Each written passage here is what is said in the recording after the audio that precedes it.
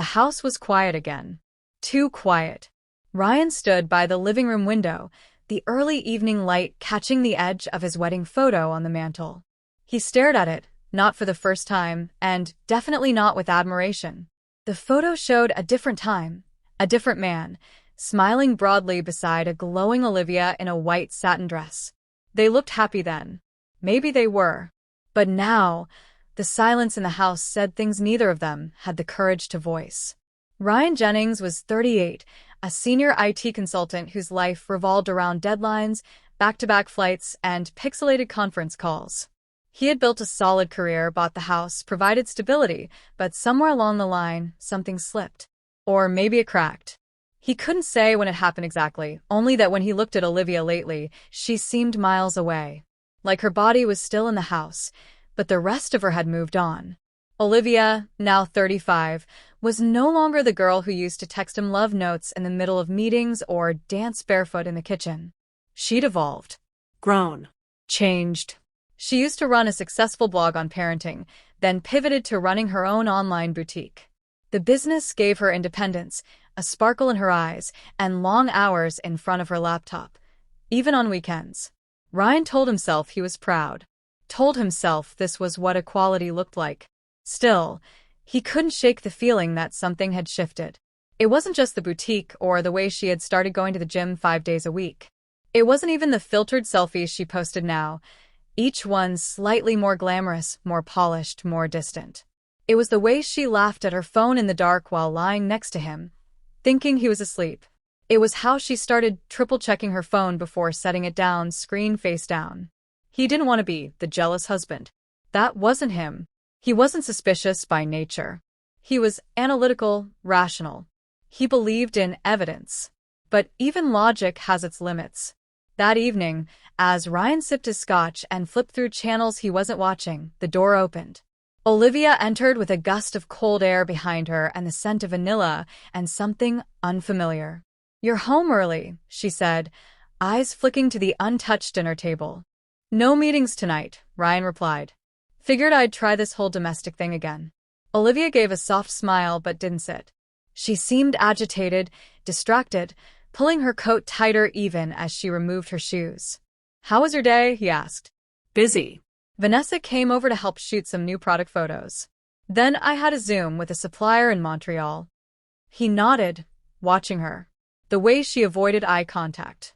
The slightly rehearsed tone of her voice. It wasn't that he didn't believe her. It's that he didn't feel her anymore. They had dinner in silence. Ella, their 5-year-old daughter, was at Olivia's mother's for the weekend, a rare occurrence that once would have meant wine and movies and tangled sheets. Now it was just awkward forks clinking and polite nods. After clearing the plates, Olivia retreated to her workspace upstairs. Ryan sat back, staring at the ceiling, tracing the footsteps above him. That used to be the sound of her humming while folding laundry, or bouncing Ella to sleep. Now it was the click of a mouse. Or was it? A sharp ping pulled him from his thoughts. Olivia's tablet lit up on the side table. She'd left it there. The message preview was short, but not short enough. "Last night was perfect. Still thinking about it." No name. Just the text.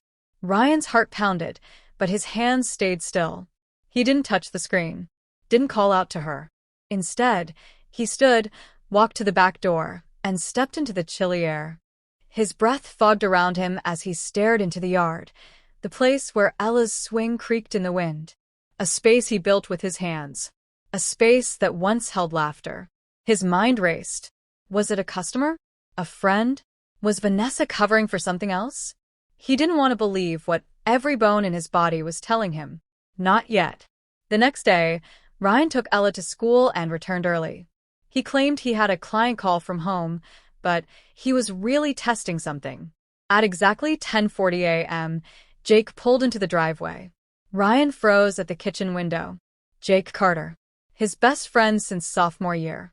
Groomsman at his wedding. Godfather to Ella. The guy who helped him move 3 times and crash on his couch more than he cared to admit. Jake had charm, swagger, and the kind of smile women trusted too easily. He'd been spending more time at the house lately, helping Olivia with marketing strategies. Jake worked in branding. It made sense on the surface. Until now. Jake didn't bring any folders or tech gear. He didn't knock. He entered with a key. Ryan clenched his jaw. He waited. 20 minutes passed. No sounds. No sign of discussion. Just silence and muffled steps upstairs. At 11:20, Jake left. Ryan never confronted Olivia. Not then. He couldn't. His brain was torn between rationality and rage, suspicion and self-doubt. What if he was wrong? What if this was a massive misunderstanding? That night, she came to bed late again. Smelled like wine and jasmine. Her phone buzzed twice. She silenced it. Ryan turned his back to her and closed his eyes. But sleep never came. He needed to know. Needed proof. Needed more than a message and a quiet entry. Because the cracks in the picture frame had become impossible to ignore. Ryan had always believed that if you dig deep enough, you'd find the truth. But what he didn't expect was how fast truth could unravel everything. The next morning began like any other. Olivia moved through the kitchen with precision, making toast, packing Ella's lunch, responding to texts between bites. She was composed, pleasant, maybe even a little too perfect. Her robe was belted tightly, her hair still damp from a quick shower. She kissed Ella on the forehead and handed Ryan his travel mug. Everything looked normal. But that was the most alarming part. He had become hypersensitive to her rhythm. The slight delays in her sentences, the evasive glances, the locked bathroom door, even when Ella was away. Ryan had begun to catalog her habits like a case study, searching for patterns. That night, after Olivia fell asleep, Ryan retrieved the tablet she'd left charging in the hallway. He had no password. She trusted him. Or perhaps she'd grown careless. He scrolled. The messages were minimal, mostly client notes, delivery updates. Then he opened the photo app. The newest pictures weren't of Ella or dresses for her boutique. They were selfies, dozens of them, some filtered, some playful, some suggestive. One stood out. She was in the mirror, wearing the lace black lingerie set he hadn't seen in months. Ryan stared at it for a long time. The timestamp was from a night he'd been away at a conference in Dallas. He put the tablet back exactly as he found it. The next morning, he called his assistant and cleared his calendar for the week. If he was going to confront this, he needed more than hunches. He needed irrefutable clarity. Later that day, while Olivia was out meeting a supplier, Ryan returned home and began inspecting things differently, not like a husband, but like a detective. He found a bottle of wine tucked behind the cleaning supplies, an expensive vintage he hadn't bought. A man's cologne sample, unmistakably musky, in the back of her vanity drawer. A receipt from a boutique hotel dated 3 weeks ago, buried in her purse. The pieces began to fit, but not cleanly. They slid together jaggedly, slicing at his pride and memories. By the third day, he'd made a decision. Ryan installed a discreet motion-detecting camera inside the bookshelf facing the living room. He told Olivia he was heading to Seattle for an emergency client review, something plausible, something believable. She kissed him goodbye without blinking. He didn't go to Seattle. He checked into a hotel downtown and waited. The camera app on his phone was silent for hours. Olivia put Ella to bed, then curled up on the couch with a glass of wine. For a moment, Ryan felt foolish, paranoid. She looked calm. She looked alone. But at 10:47 p.m., Jake walked in. Ryan's fingers went cold. There was no knock, no hesitation. Jake strolled in like he belonged there, holding a small overnight bag. Olivia met him at the door, wearing the same lingerie from the photo. Ryan watched the screen as they kissed, passionately, shamelessly. She whispered something that made Jake laugh. They vanished down the hallway. The feed went quiet. Ryan stared at the motionless screen long after they disappeared. His body felt rigid, his breath shallow. He wanted to throw the phone, scream, punch something, anything, but he didn't move. Not yet. Instead, he replayed it. Twice. The footage had burned itself into his brain. His best friend. His wife. In the home he built. Sleep eluded him. His chest throbbed with disbelief, with anger, with the kind of grief that doesn't make a sound. By morning, The fury had cooled into something colder, resolve. He returned to the house around 6 a.m., parking a few blocks away. The street was quiet, painted in early dawn. He entered with the spare key Olivia assumed was in Seattle with him. The smell hit him first, faint perfume, wine, and something else. He stepped softly, past the couch, past the kitchen, toward the hallway. The bedroom door was ajar. He pushed it open gently. Jake was asleep on his side, arm draped over Olivia. Her face was buried in the pillow, hair sprawled messily across it. The room was dim, intimate, and entirely alien to Ryan now. He stood there in silence for a long second. Then, how long? Olivia stirred. Her eyes opened slowly. When she saw him, her face turned ghost white. She sat up, instinctively clutching the blanket to her chest. Jake jolted awake. "Ryan," she gasped, "I thought you—" "I didn't go to Seattle," he said, voice level but sharp. "Didn't feel right leaving my house to strangers." Jake swung his legs off the bed, reaching for his jeans. "Ryan, man, let's talk about this." "No," Ryan cut in. "You don't talk. You leave." Jake hesitated. Ryan took a step forward. Jake grabbed his shirt and shoes and disappeared down the hallway, offering no apology, no excuse. The door slammed behind him. Ryan turned back to Olivia, who sat trembling, her face streaked with shame and confusion. She opened her mouth, but he held up a hand. "Don't," he said softly. "Just don't." She looked like she might cry. But the tears didn't move him. He walked out, not slamming the door, not yelling. Just walking. As he stepped into the quiet morning, the sun began rising behind the neighbor's fence. The world hadn't ended. It had simply changed. The days that followed felt hollow. Ryan hadn't spoken to Olivia since he walked out that morning. He'd booked a rental apartment across town, small, furnished, temporary. The kind of place that echoed too much. A place made for people in transition. That's what he was now, a man between lives. Every surface inside the apartment looked clean, untouched. No family photos, no coffee-stained magazines, no crayon marks on the wall. He both hated it and needed it. He hadn't told many people. Not yet. The weight of explanation felt too heavy. Besides, who would he start with? His parents? Ella's kindergarten teacher? Their mutual friends, who still tagged Jake in weekend barbecue selfies. Ella. The very thought of her ached. She was still at Olivia's mother's house for the week. Ryan hadn't seen her since before the confrontation. He didn't know how to explain what had changed, or if he even should. Children didn't understand betrayal in the way adults did. They only understood presence and absence.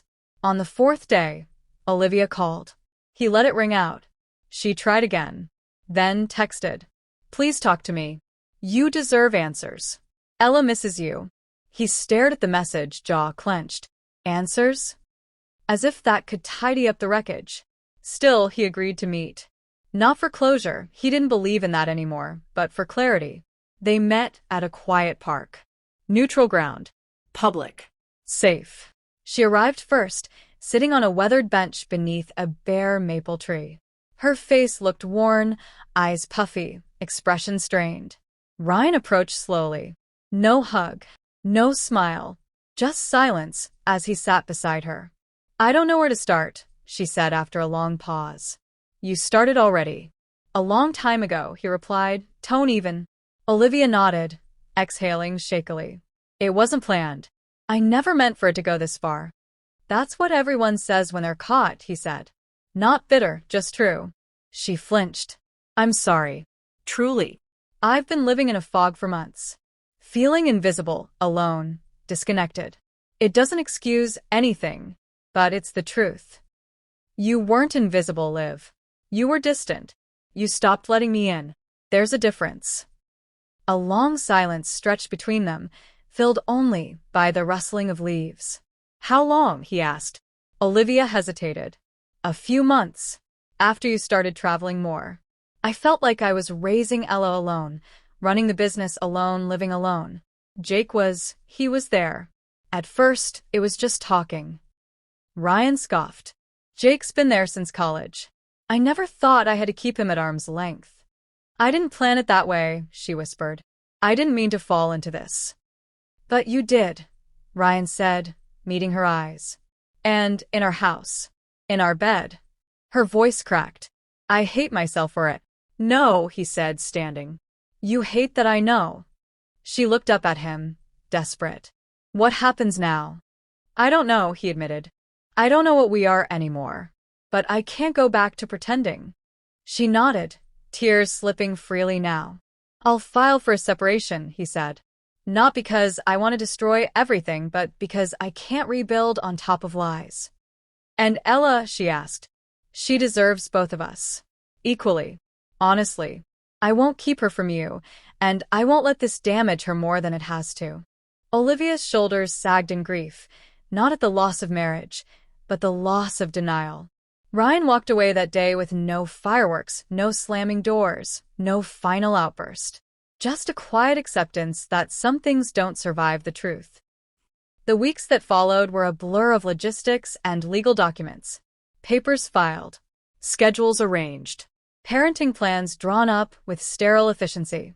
Ella asked questions, but Ryan kept his answers gentle.